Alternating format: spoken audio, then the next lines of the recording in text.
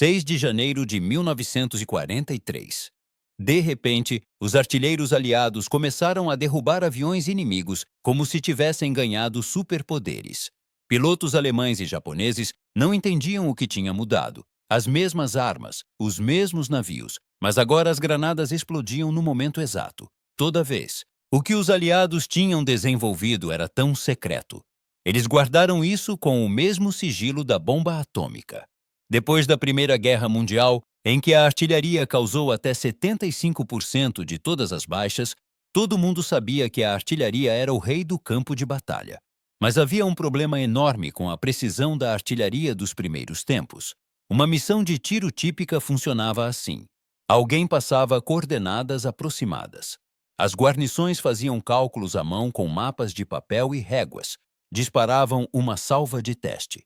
Esperavam o observador avançado informar por rádio onde as granadas caíram. Depois, ajustavam e atiravam de novo. Era lento, ineficiente e desperdiçava quantidades enormes de munição. O verdadeiro desafio eram os canhões antiaéreos.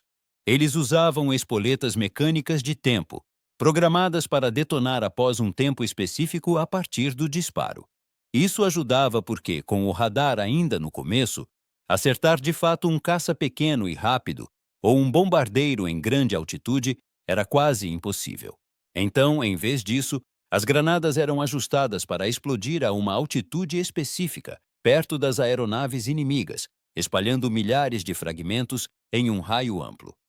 Aquelas nuvens pretas que você vê nas filmagens antigas, aquilo é flak com espoleta de tempo.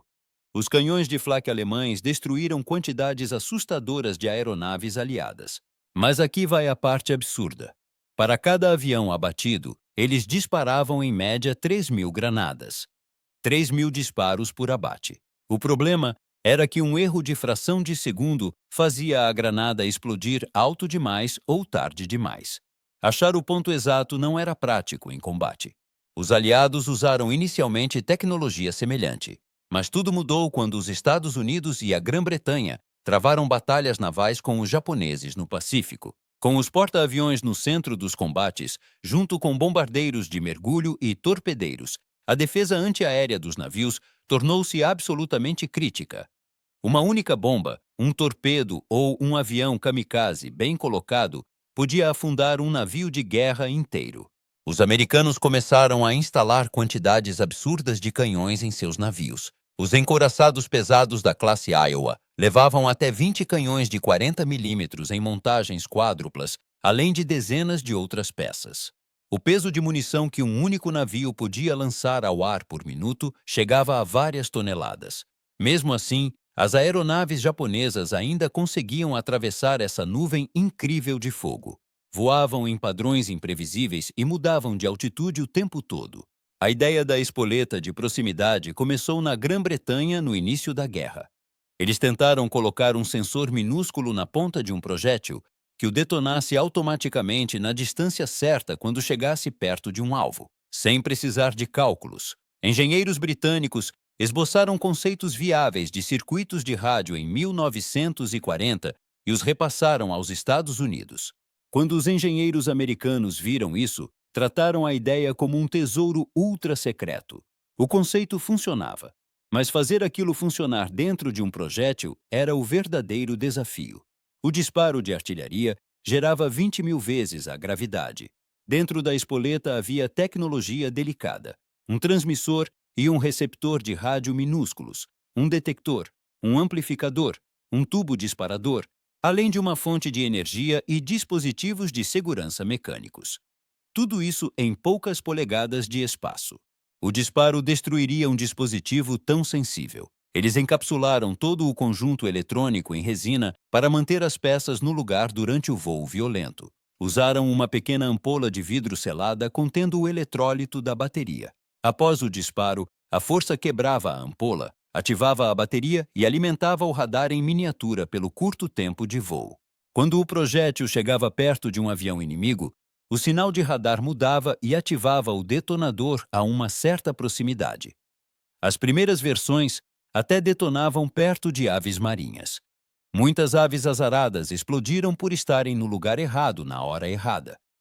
Com um penoso processo de tentativa e erro, fizeram funcionar até meados de 1942.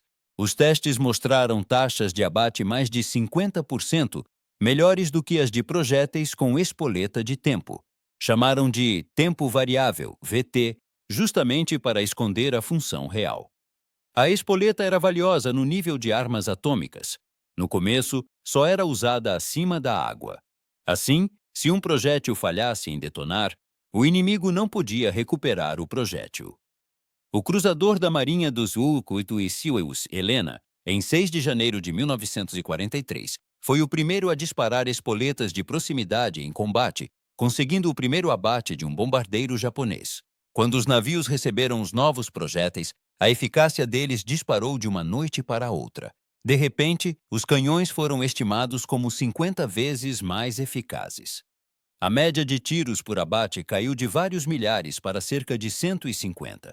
Os britânicos relataram até 80% a mais de acertos contra aeronaves alemãs. Essa regra de risco de captura foi mantida até o fim de 1944. Nesse momento, as espoletas de proximidade enfim foram liberadas para uso em terra. Chegaram bem a tempo para a Batalha do Bulge. Cerca de 200.000 projéteis com espoleta VT foram entregues às unidades de artilharia sob código secreto. O que fizeram contra a infantaria foi horrível. Cada projétil explodia com precisão acima do solo, sobre tropas expostas. Massacraram a infantaria alemã, que achava que a neblina densa os protegia. Nem trincheiras sem cobertura por cima conseguiam salvar alguém de projéteis explodindo acima da cabeça. Relatos alemães chegaram ao alto comando. Explicavam, chocados, como a artilharia aliada, de repente, ficou incrivelmente mais mortal. No fim da guerra, eles haviam produzido cerca de 22 milhões de espoletas VT. A inteligência do eixo ficou alarmada, mas nunca conseguiu produzir tecnologia equivalente.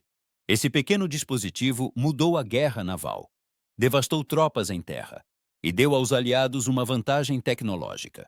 Essa vantagem venceu batalhas e salvou incontáveis vidas aliadas.